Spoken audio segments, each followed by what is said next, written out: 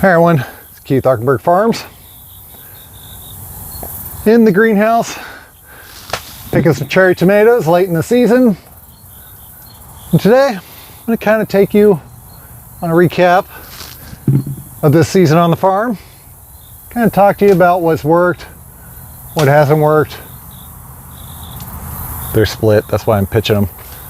And kind of where we're at and where we're going this season.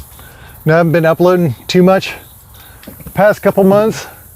Been doing a lot of stuff, had a lot of stuff going on, but I'm trying to get back into the swing of things, get things rolling again.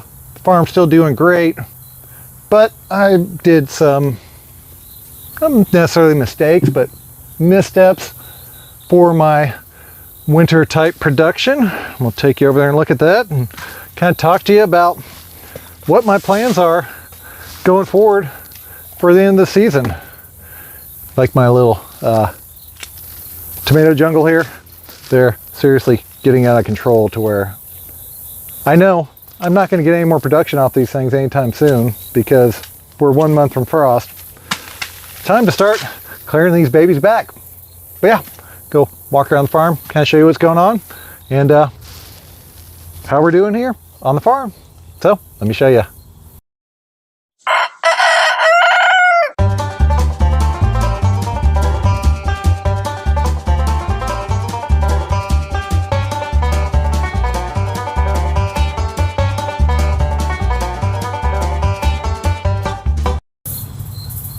So, you might recall a couple videos ago I mentioned that we had a family member pass and had to get the house that she was living in on the market and get it sold.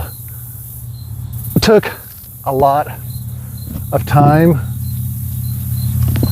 to go through and actually get the place cleared out and then go around and do what I do best, which, if you can't tell by all the stuff I've built around this place, is that I worked in construction for many, many years. I'm very adept at working on houses, and especially old houses. So, spent about 2 months of spare time just cleaning up, you know, fixing little things here and there, just kind of polishing the property without physically like getting into the walls anywhere or really going into it. It's an old original farmhouse down on an old river bottom, and it's been flooded up to the second story back in the 50s a couple different times. So needless to say, I did not want to find out what was in those walls. So I did everything in my power to basically just shine it from the outside and inside, but it took quite a bit of work to do that and took a lot of the time that I normally spend out here harvesting, planting and planting to really get things going. I mean, it's starting to show out here, not necessarily in the tomato jungle because this time of year it always looks this way. I basically stop pruning or caring about the tomatoes about the end of July because I know that honestly it doesn't get that bad. And like I showed you earlier, just carry my side cutters with me. When something's coming out, poking me in the chest, gone. I mean, there might have been a tomato or two around there, but like I said, we got 1 month left before we hit frost, and I'm going to lose all these plants anyway. So I'm at the point of, I wouldn't say no return, but the point of not caring what they look like anymore. I mean, they don't look horrible by any means. I can actually move around in here, which for a lot of people's greenhouses that I've seen over the years, this time of year, that is a very, very difficult problem because they come up, they go over to the next side, which is a little tighter on the other side, not as bad in here. And it just engulfs the whole entire thing. But we got farmer's market tomorrow. I need cherry tomatoes. Cherry tomatoes are one of our best sellers, so I have to get them. And brings me to the second part of it is that basically after about September 1st in our region, we are a market garden farm which means we primarily sell to the farmer's market. And fall sports just started. So soccer, football, and now fall baseball, believe it or not. They never did that as a kid when I was growing up. And that really eats into our sales. I mean, we'll go from a typical weekend, within 2 weeks, we are now selling a third of the value of produce that we were before. A little bit of that might have to come into play with the fact that deer came in and kind of hit my lettuce out in the field. First time ever had that happen. You know what, I'll go ahead and just walk around and show you their stuff and kind of where I'm going with this and how it's really affected what we're going to have going on this winter, which might not be much, but I'll show you. Now out here in the main field block, was marching my way down, planting as I went, cut lettuce back quite a bit this season. And you can see we have shade cloth over everything out here, which we always do when it gets above 90 degrees, 30% shade cloth in our region. But we had this unexpected cool front come through for a couple weeks, so I decided just to take it off. It's like, yeah, it doesn't matter, doesn't need it. Never had any problems before. This was solid lettuce from here down to, there's dill right there. When I did that, deer came through sometime during that week, because I really don't check the lettuce all that much. And I came out to harvest one morning and it was completely gone, like gone. Like I've never once had that happen before. That's why there are no stubs, no residue, no nothing in here. They completely cleared it out. I'd also started planting into my September bed, basically, an October bed down there. Well, not quite October, but September-ish. And these were pulled up. These were chewed off. This I finally got a cut off of 3 weeks later than I should have, because they basically took the first cut when they're about that big. So we've actually been without lettuce now for going on 3 weeks. And this week was the first time I could actually cut on this stuff. I mean, they're not the biggest, but this is really what you get with the cut and come again leaf lettuce that was grown during 90 plus temperatures outside. I mean, they don't get huge, they don't get massive. You gotta plant them tight, you gotta plant them in tents, because you don't get that much. You might get maybe 1/8 of a pound per actual head as you cut the leaves off. Not much compared to the winter and the other times of the year. We literally can get almost a pound per individual plant, which is just remarkable. But someone didn't notice, too busy doing other stuff, came out, and that's the way it was. Take you over to the next greenhouse, which is my winter high tunnel, and go take a look at it. So out of all 3 of my greenhouses, the large Zimmerman high tunnel, the Farmer's Friend 16-foot wide cat tunnel, the other one, both mounted on ground post, NCRS grant allowed and paid for, just like this one here. I always choose one of them to have my overwintered greens in. I cycle my greens, cucumbers, and tomatoes through these on a 3-year cycle, so it just keeps going around in a circle. And I kind of got to watch where I'm going to plant, because this is going to be my tomato greenhouse next year. So I have to make sure to leave the tomato beds open. So we got a tomato bed, another tomato bed, which will be our slicers and our slicers. But then I can plant my overwintered greens in here as well. And the overwintered greens this year have to be planted underneath insect net. There are thousands of these little teeny tiny grasshoppers and crickets about that big in here, and they are just decimating everything. They come in underneath the netting. So I was behind on getting my winter stuff started. I've always got the backup. We have a local greenhouse here that always grows a fairly decent supply of winter cabbages, broccoli, cauliflower, that kind of stuff. And I did get them actually in here and planted. I mean, this whole bed was about $15 worth of starts from them, which is extremely reasonable. But as you can see, I'll turn you around. They came through and decided to completely destroy them. It's a mixture of the grasshoppers, the crickets, the cutworms, and everybody's favorite is the armyworms. So those cabbages are done. Cauliflower still looking good. Broccoli down at the end's looking good too. And also my friend the harlequin beetle here has showed up and pretty much put an end to all my brassicas in here. My arugula, my kale mix, my direct seed lettuce, which that's all that I got off of that whole entire planting because the caterpillars ate it all. And then the destroyed radishes in here as well. There's one, just popped off. So that's kind of led me to the conclusion this year is that I'm not going to grow all winter.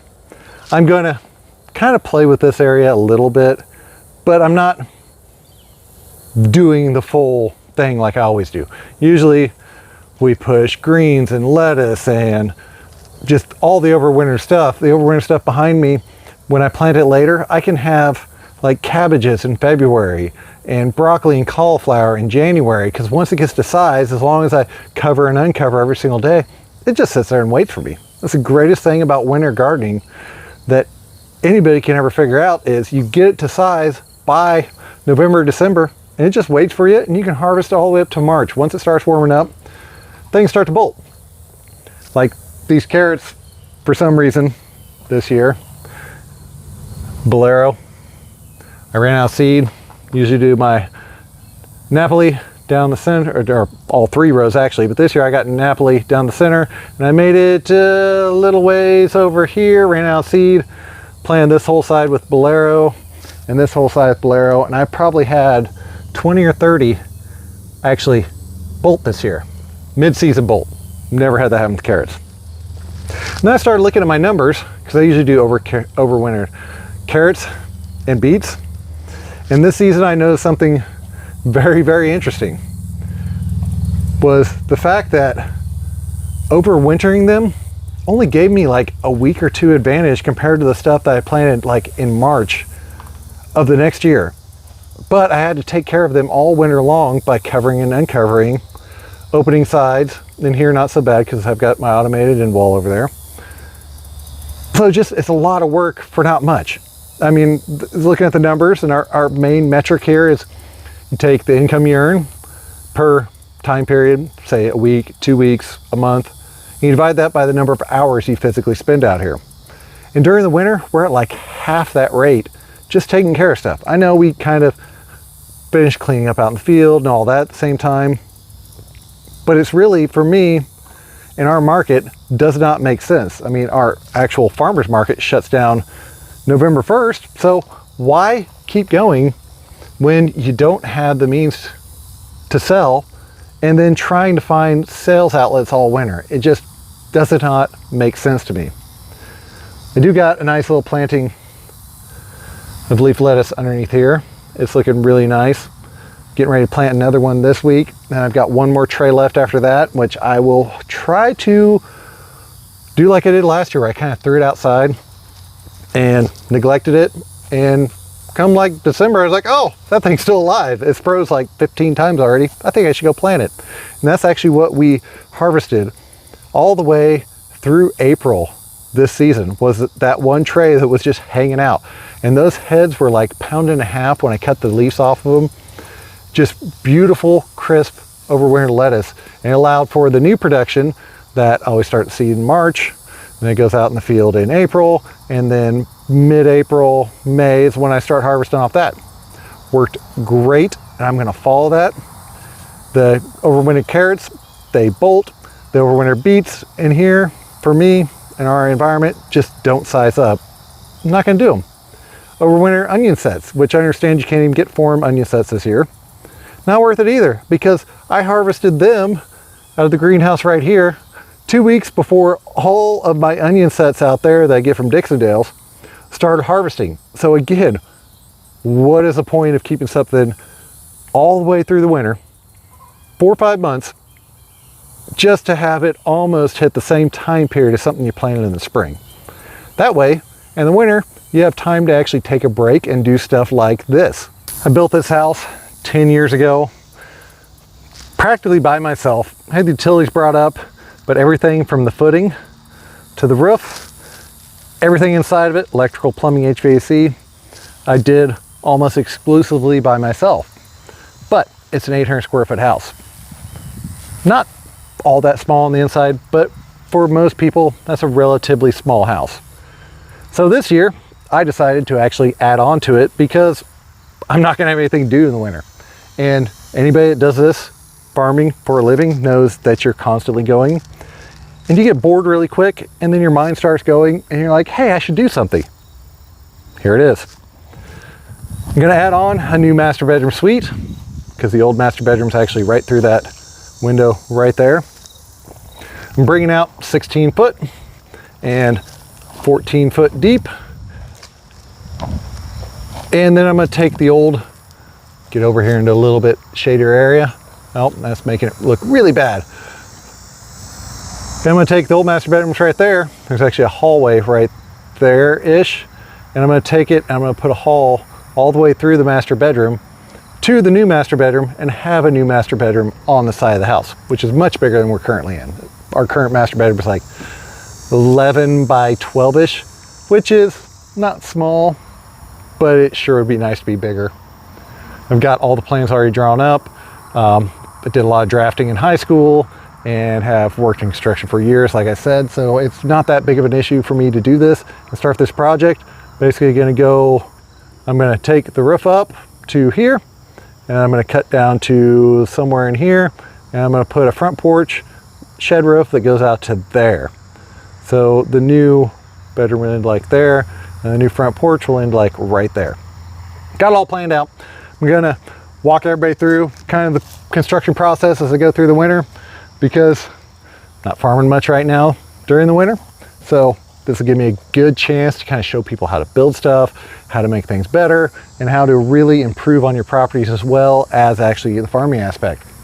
Got the trench footing dug out. I'm gonna put a 16-inch stem wall on here. I'll get to that when I get it done, and I'm gonna start forming it this week. Other thing is, I'm getting ready to replace the end walls on the greenhouse itself.